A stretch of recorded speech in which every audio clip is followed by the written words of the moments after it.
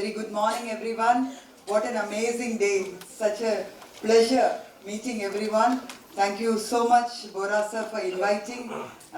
It's nice to see good friends, Dr. Bamintada, the entire group in Northeast. It's always a pleasure being here in Northeast. It's so much of energy, beautiful positive vibration. When you come in the morning, you see that, and it's such a pleasure. Thank you so much for inviting, and I bring greetings from the Consortium of Accredited Healthcare Organizations. We are privileged to be partnering with this event, and also from the Christian Medical College, Vellore. Big round of applause to GNRC Hospitals, Dr. Bora and the entire team for bringing the fraternity together. And thank you for giving me this opportunity. I will thank you. Healthcare quality 360 degrees and the future is now. What a beautiful topic. Now, this is where we are. We are talking beautiful things about safety, quality, and look at these pictures. This is the day-to-day occurrence. We all see that our own healthcare professionals travel like this and come. We have a hospital that employs 14,500 people, and it's mandatory that they wear helmet and come. They come to the gates and then wear the helmet and come inside. And then you are expecting them to take care of your patients safely. What an irony. That's exactly the problem with us. It is that culture. And whatever we are going to be talking about is that culture. Ultimately, if that culture is not there in the organization, in the country, we cannot talk safety. And with this, what are the odds of dying? This is not a new figure. All of us know that healthcare is hazardous. I always compare it to bungee jumping. There is a tabulation that says that, we get scared when there's turbulence when we fly, but airlines is one of the safest industry. The odds of dying in a hospital is far large compared to the odds of dying due to an aircraft accident. How many of you have never seen a medical error in your life? None? That shows it all. There is huge problem, and WHO estimates that 1 in 10 patients in developed countries are harmed with receiving care. That's developed country. Do we have any data at all? Absolutely nothing. We hide behind numbers. It is true, we cater to a huge population, but with so much of technology in place, we still don't have data at all available. So maybe our estimates may be 5 in 10 or even 7 in 10. We don't know. So there's a huge problem. This is how a hospital looks like. And in this situation, what kind of a safety are we talking about? We would probably want a well-organized but not an empty hospital for all the entrepreneurs and hospital owners here. A well-organized hospital doesn't mean it has to be empty. A well-organized and a safe hospital is the expectation. I always begin my safety talk with this lady's picture. When you look at her, she's beautiful, and the first thing that comes to your mind is the 27 plastic surgeries that she underwent. We have very good plastic surgeon here, Dr. Falin. That's not the idea behind this picture here in a safety talk. Her mother, Rajeshwari Ayyappan, was operated in Sloan Kettering, the leading medical center in the globe for neurosurgery, on the wrong side of the brain. Imagine if this could happen in Sloan Kettering in 1996, then it could happen any day, anywhere, in any hospital in India. So I think when you look at Shri Devi, you have to think about patient safety. And today, what are the challenges faced by hospitals? Medical negligence and litigations. Every small case, the doctors, surgeons are scared because whether it's going to go to the court, you don't know. The number of practitioners, the lawyers who are increasing in medico-legal area is huge. That shows, that's an outcome of what we are practicing. Increasing expectations of patients. In Tamil, we call them the Kuppamas and the Muniyammas. It is no longer there. They do the chat GPT. It's no longer Google. They come to you with expectations that you have to treat them like in a hotel immediately and the care they want. If they want an antibiotic, you have to give it. Healthcare expenditure is on the rise. contributed by many requirements, accreditation and other requirements that are coming into picture. Lack of skilled manpower, attrition is high, inability of organizations to sustain. Every meeting we hear about the number of hospitals getting closed and the lack of risk management and safety culture. So the only thing is the sustainability that we have to think about. What is sustainability? It is the capacity of hospitals to be able to withstand all these challenges and variations over time through the process of continuous improvement. If you do not have it, you are not going to survive. It is important for you to imbibe the change. And we all know about the patient interface in hospitals. Very complex interactions, too many people involved, multiple stakeholders. Every patient is different, every situation is different, highly sensitive and emotional. If it's a pediatric patient, you're done. Errors cannot happen. Look at the complexity of this situation. So, with all this, the only solution is proper quality management. It is not accreditation. I want to stress that accreditation is not quality management. It's a lot more of complex things coming together. Quality management, the prime thing is safety management. That is ignored. So the country talks about quality management with an accreditation perspective in mind. So what are the different views? We all agree that quality management is the solution to safety issues, to getting people together, to betterment of outcomes, and also the involvement of all the staff, getting the culture in place. Proven literature is available. But why people don't get into quality management in a big way? Because they think quality management is accreditation. None of your problems are going to get sorted out with the logo of NABH or NABL on top of your hospitals. It is a starting point. Accreditation we think should solve all our problems. In fact, it creates problems. Too many documentation. One NC comes, the nurses will put 2 sheets to close the NC. And then it's forgotten. The second accreditation, another set of papers. Documentation and documentation. How can documentation improve quality? This is the question of every clinician. But it is not towards quality. It is more towards getting the process documented. Unnecessary expenses. It is only for the nurses and support staff, not for the doctors. When the accreditation exercise happens, all the doctors are away. It is only for them. That's the kind of opinion we have. It's a show on that day of assessment, the wo panch thing. Not my job, leave me alone. Who are these fellows to tell us what to do? We are the pioneers. It's a total waste of time. This is what we hear from most senior leadership in hospitals. Situations are changing. Today people have accepted. But why this differing view? Because the concept is not understood. Lack of proper understanding of the principles of quality management is the major problem behind all these things that are happening. Implementing without understanding the intent and spirit. I will tell you an example. The previous version of NABH read, look-alike and sound-alike medications must be stored separately. I went to this beautiful hospital, lovely pharmacy. They had a cupboard that had look-alike and sound-alike medications. That cupboard, you open that, all look-alike and sound-alike medications were kept there. They are right. Look-alike and sound-alike medications were stored separately. English is a beautiful language. You can interpret it in whatever way. It is very clear that you don't want the pairs to be kept together. They have to be separated. Now this beautiful pharmacist took everything and put it there. Another hospital. You generally ask for the surgical safety checklist.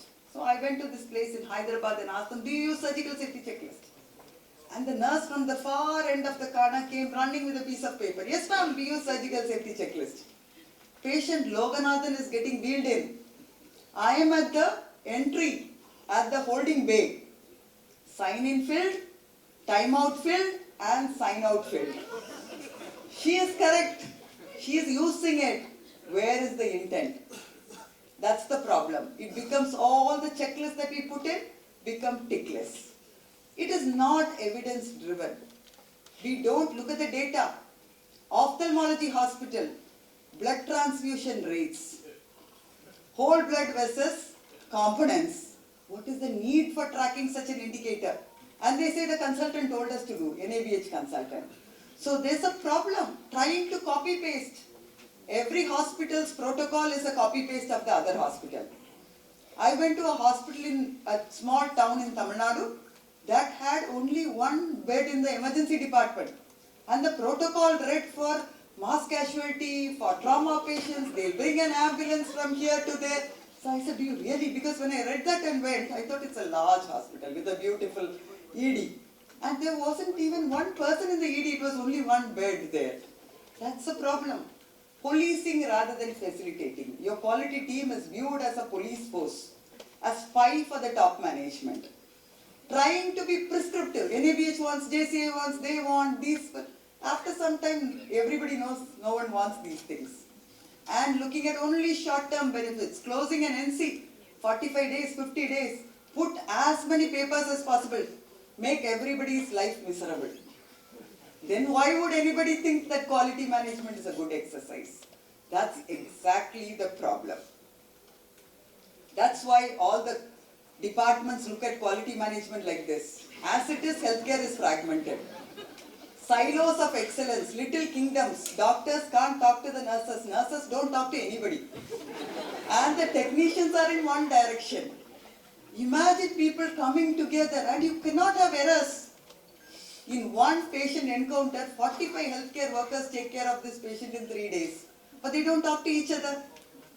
That's a problem. They are very territorial. Don't come into my domain. Everything is all right. In cardiology, we do very well. Only in cardiothoracic, go to them. Intrusion into their autonomy. It's a threat and it's totally unnecessary. And with this, you send these superheroes called quality managers. A superman and a super lady. What are the attributes that are required? Knowledgeable. Person has to be a team player, team leader, assertive, listener, perseverance, a learner, work around people, communicator, and what I like the most is a manipulator as well. Because when the data has to be presented to your auditors, they have to either show 100% or 0%. And everything revolves around this individual. That's the problem. It is not owned by the doctors, by the clinicians, by the team leaders. The captain of the ship has to be the clinician, the departmental leader, and not the quality manager. The quality manager can only be a facilitator. If the quality manager is not a facilitator and the quality exercise is seen as run by this person, the promotion of the quality manager is dependent on the number of non-compliances. So these poor little ones will come to you, ma'am, please reduce the number of NCs because I won't get a promotion. That's the problem. So you're literally, the exercise and the person is seen as a joke and a joker. And quality teams are seen as cost center rather than profit centers. My dear friend Dr. Devanand will be talking about cost of poor quality. I'm not getting into it. That's exactly the problem, as this exercise is not seen as a true improvement exercise. So now let me give you a 360-degree view of quality. Quality is not accreditation. All of you agree after this? Yes. Thank you. So what are the different perspectives? From the eyes of a patient, quality is meeting the stated and implied needs of your patients every time. They come to you, they ask for good health, but not just that, they want good treatment, good communication, their healthcare workers to talk to them. So there are several implied needs which they don't tell you. So to them, it is not the technical quality of the beauty of the suture that you make, but comprehensive care that you provide, personalized care, and the way you treat them. From the healthcare perspective, doing the right things for the right patient at the right time in the right way to achieve the best possible results. So let's not get into it. Institute of Medicine has put quality under 6 major verticals. The prime thing is safety, timeliness, effectiveness, efficiency, equity, and patient-centeredness. In short, we call it STEAM, STEEEP. If you don't have all these components, you are not delivering quality care. Every component of this is important. Coming to safety, we already mentioned this is the biggest problem for us, patient safety and even healthcare worker safety. Now, looking at all the incidents that happen across the globe, JCI brings out the international patient safety goals. The majority of the problems are because we don't identify the right patient. Look at Sridevi's mother's case. There were 2 Indian patients who were operated that day, and therefore it was mixed. To them, every Indian looks alike, look alike and sound alike. That's exactly the problem. Improve effective communication. I will tell you a joke that happened sometime back in my organization. We get patients from all over the country, but our staff are predominantly from Tamil Nadu, and we don't speak Hindi at all. Big problem. Now this particular medical records person, or the person who was in the counter, was told clearly, you have to smile, you have to be polite, you cannot be rude with patients. Because that's the only thing, the complaints we get is, oh, staff are rude. Okay. So we make them smile. That's the biggest training we give them. One fine afternoon, there was this person from Orissa sitting right in the middle of the campus and saying that the staff who's sitting inside the counter abused her. Now, the person is there, this lady is sitting here and saying somebody abused. We had to literally take them both to our boardroom. So ask the question, what happened? She said, my husband has major neurology problem, he can't walk. I came for appointment, no appointment for 2 months. So what did you do? I went to the counter, he said no appointment for 2 months. What do I do? Again I went back. Then again I asked him, he said go to medical superintendent's office. So we asked him, did you say that? Yes, I said that. I told very politely, go to medical superintendent's office. Again she goes there the 3rd time. She said, I went there the 3rd time and he asked me for a kiss. How can this person there ask for a kiss? He said, no, sir, madam, I didn't. I just said, chumma yema varra. Chumma is a common term that is used in Tamil. For everything we say chumma. And this lady, he smiled and said chumma. So the lady thought that he was asking for a kiss to give an appointment. Believe me, this is a real incident. Now this is just for a joke that I brought it out. Then all our postgraduates the next day in the ward were, nurse, sister, chumma, what are you doing? It became a big joke in our hospital. But the communication component is so crucial. Imagine just a small example. If you are not communicating properly the right thing, getting the right thing from the patients, it's a huge problem, and transferring the information appropriately. Improving the safety of high alert medications, I brought it out already to you, the look-alike, sound-alike medications, the high-risk medications, the inotropes that you use, huge problems, medication errors. Ensuring safe surgery, we all know. I had gone for an inquiry of a patient case. What happened here? The patient, instead of the right leg, was operated on the left leg, a 32-year-old chartered accountant. The patient was taken into theatre. The surgeon decided to operate him prone. Right leg became right leg and left leg became right leg. But I just can't imagine how he put the implant also. Reduce the risk of healthcare associated infections. Huge problem. We don't wash our hands. There is one doctor that I went to interview for the responsibility of management interview in Hyderabad. That owner switched on his television, his computer, cleaned it, turned on his videos. So I thought maybe, he's trying to present something to me. He opened out the computer and looked at the images and he said, Dr. Saab, outside OR8, can you please wash your hands? Skipped a beat. If this happened in CMC, and our director would be garrowed literally.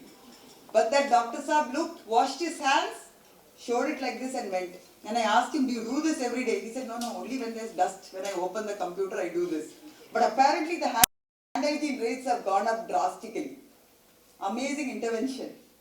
A big boss sitting there without the involvement of the leadership.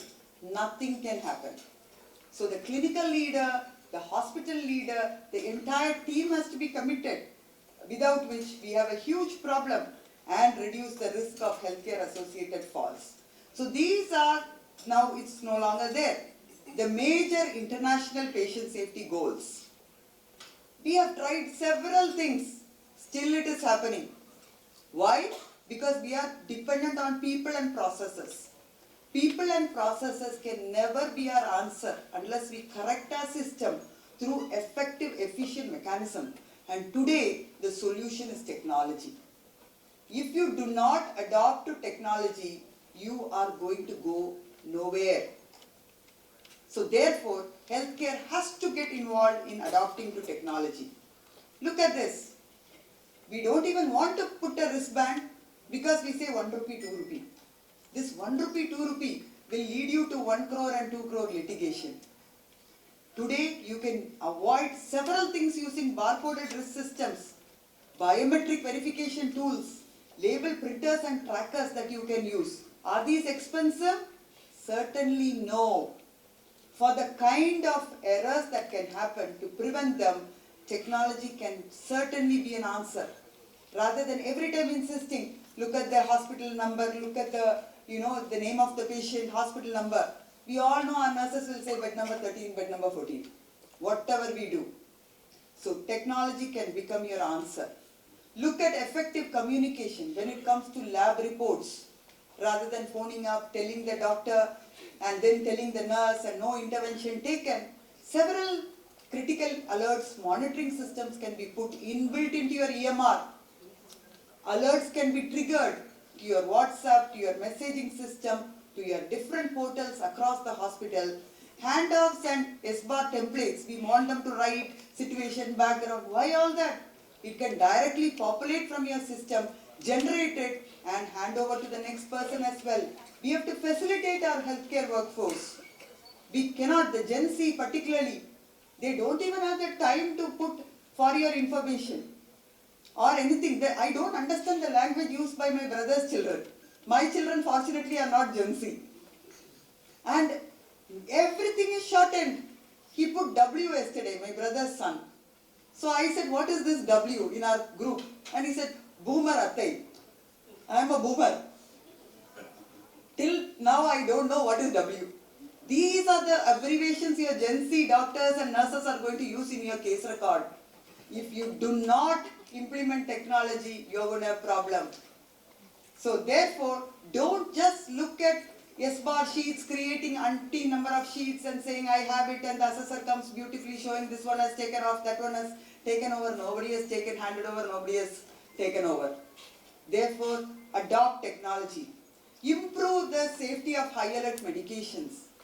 Smart infusion pumps are available. Of course it is expensive, but compare it to the cost of poor quality.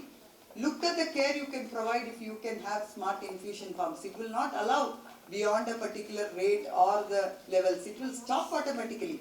Barcoded medication administration, computerized treatment and clinical decision support.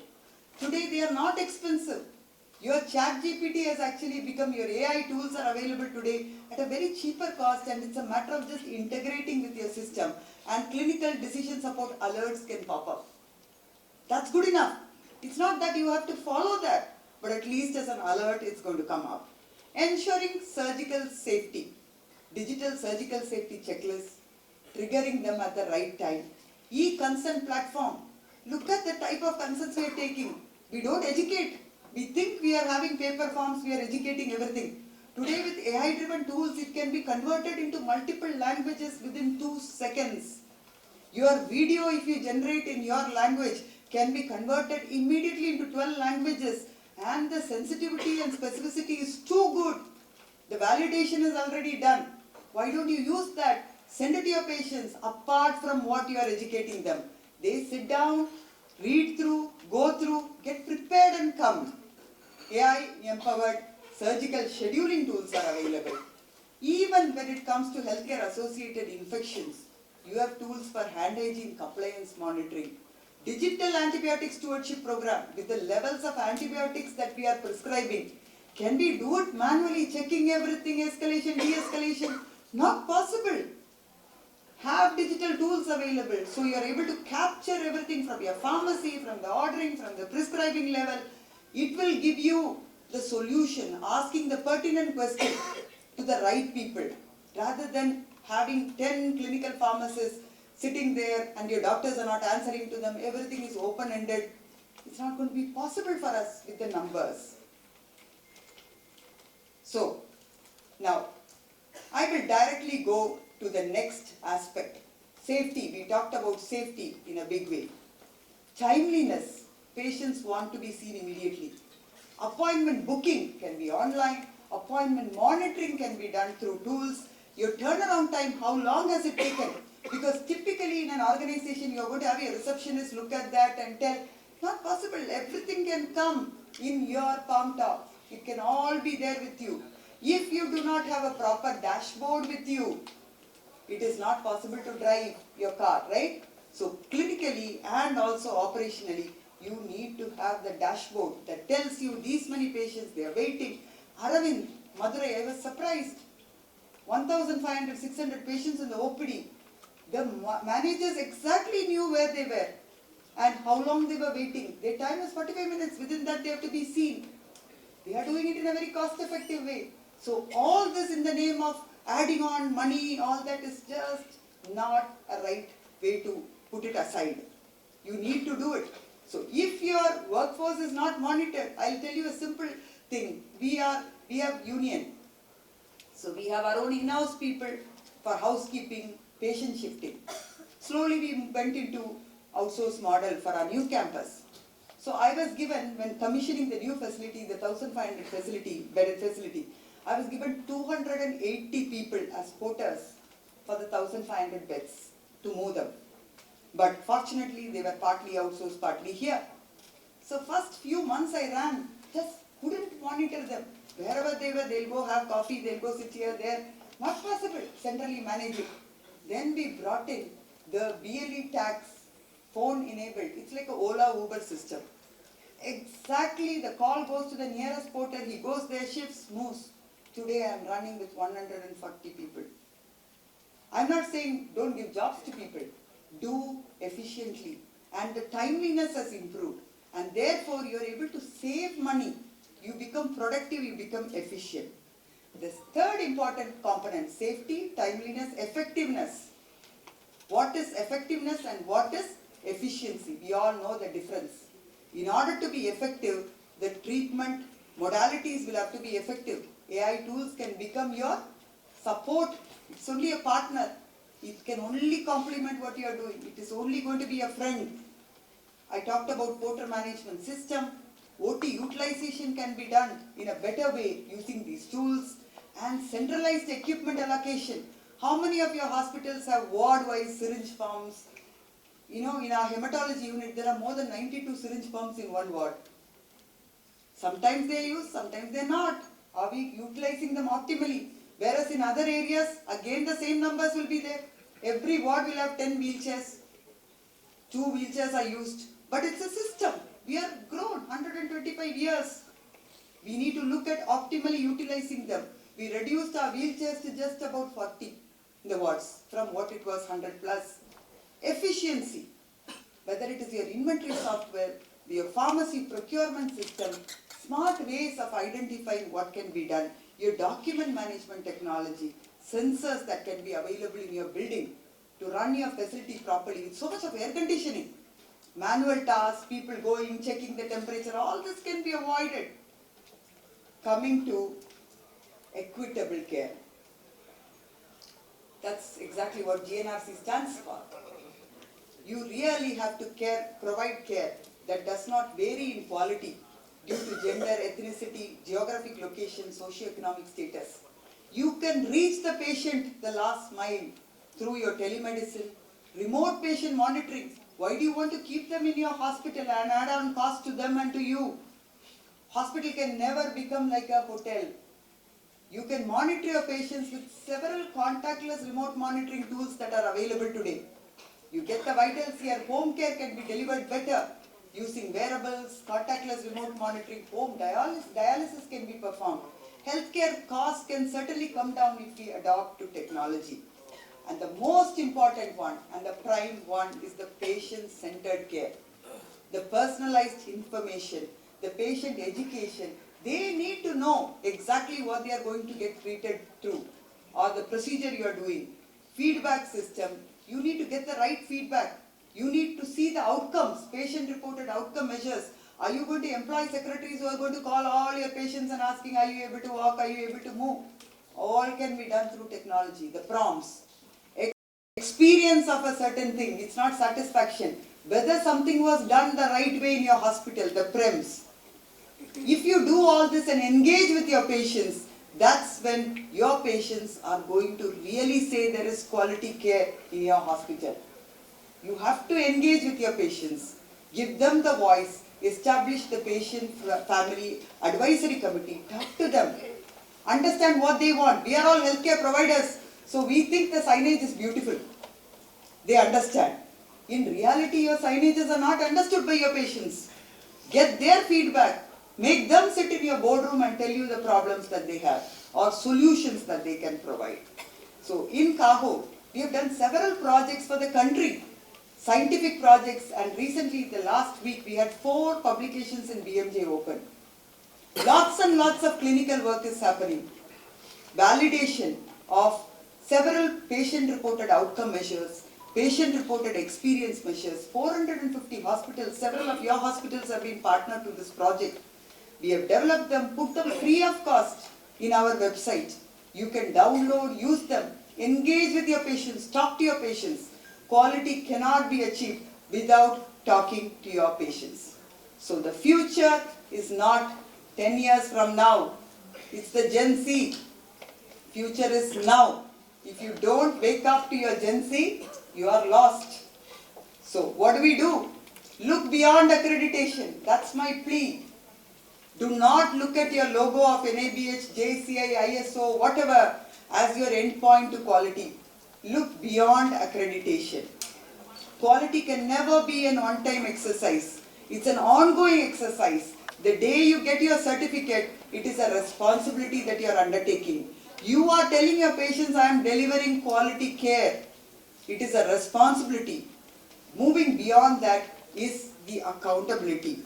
Innovations. Use your indicators, the data you are capturing to innovate new things, better your processes and improve the care. Not just to show your assessor on those 5 days or 3 days.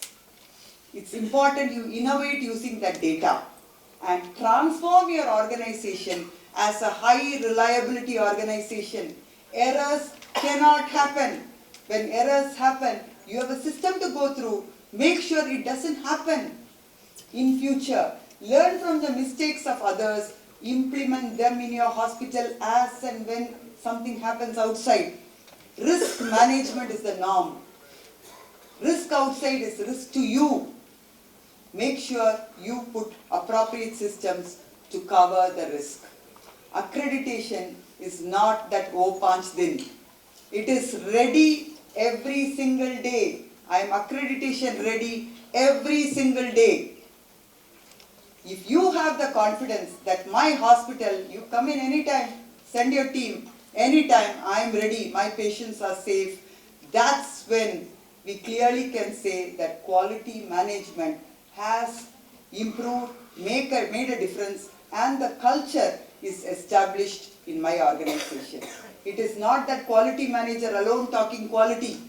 Then it becomes her opinion or his opinion or that CEO's opinion. When everybody in the organization talks quality and patient safety, then it is the culture. Culture can take a long time, but culture once established can be the only answer to our issues that we face. Thank you so much. And I want to end with a very short poem. It looks long, but I will just take what is needed. Compassion and empathy at its core. Respect and dignity forevermore. Clinical excellence, evidence-based care, outcomes that shine with patients aware. Holistic view, a 360-degree gaze, healthcare quality in all its praise, future-focused, innovative and bold, a circle of care where love unfolds. If you don't have the love for your patients, don't have the love for your profession, don't have the love for what you do, then don't be in healthcare. Thank you so much for the wonderful opportunity given to me, and congratulations to all of you for being passionate leaders. I want to end with the anthem of CAHO and invite all of you to become a part of this beautiful movement. Can I request the anthem to be played? CAHO is an organization which is a not-for-profit society established to promote quality and patient safety. It's a beautiful movement. Take this time, join us, because it is all of us together to drive this movement of quality and patient. A new horizon of healthcare delivery and patient safety.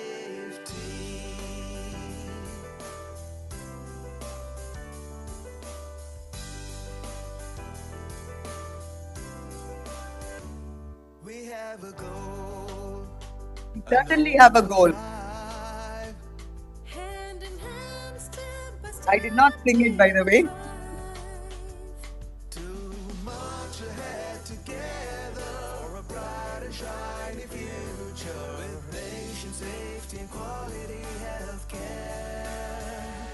We are CAHO, your healthcare companion, standing right by your side.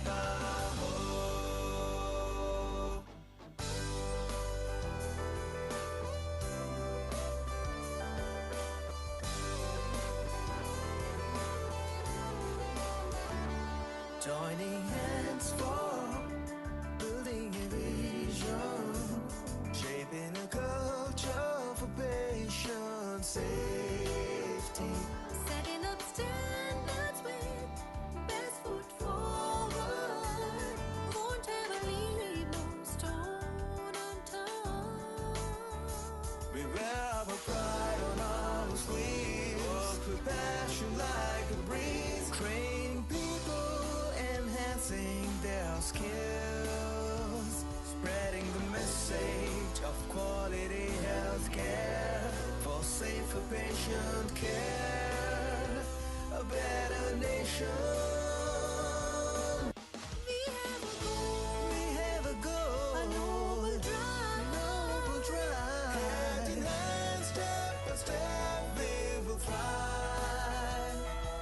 Too much ahead together for a bright and shiny future with patient safety and quality healthcare. We are CAHO, your healthcare companion, standing right by your side. Thank you so much, and come and join our beautiful journey. We have Jeet here, we have Hemant Kumar Kukan, and the entire Northeast. We have our state chairperson. Welcome all of you to CAHO and this beautiful journey. This is our country, it's a beautiful country, our patients, and we have to take care of them. Thank you.